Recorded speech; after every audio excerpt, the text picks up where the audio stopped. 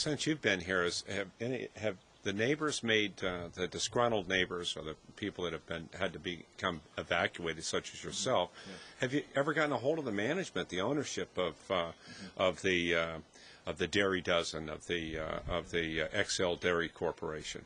We've tried to speak. The gentleman's name is Rick Milner. We've tried to speak to Rick. Well, the neighbors, especially Jeff Browse, has tried to speak to Rick many different times to ask him, what is going on? What are you going to do about the smell? He told us last year, when I say us, I mean the neighborhood as a group, he promised there is not going to be an odor.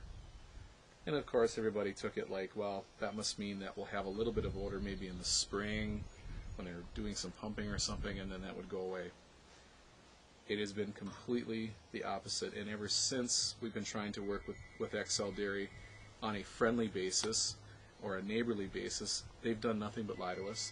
They have lied to the county board, and finally the county board has decided they have been lied to as well. I submitted a letter to the county board that I think actually turned their heads for the first time. Is this like the county commissioners? The county commissioners, yeah, the people who make the major decision as far as what to do with a facility like this in the county, they allowed it in. They were the ones who initially allowed it in. They've allowed the permits.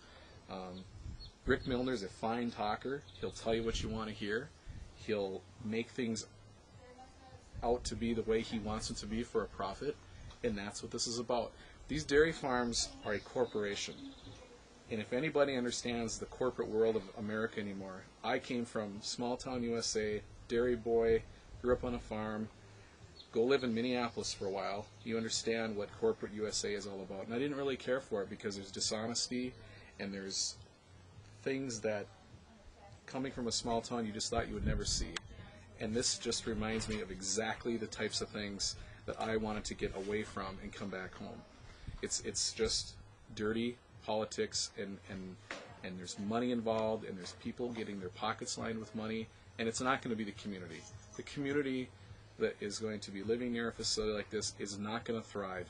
You're going to be running from your homes, trying to get away. Here I'm trying to plan a birthday party today, and I'm worried the wind's going to change, and I have 10 people coming over, and I have to hold my breath and be panicked and stressed if the wind's going to change. So then we have to book a hotel and maybe have to have a banquet room so we can have my daughter's 6-year-old birthday.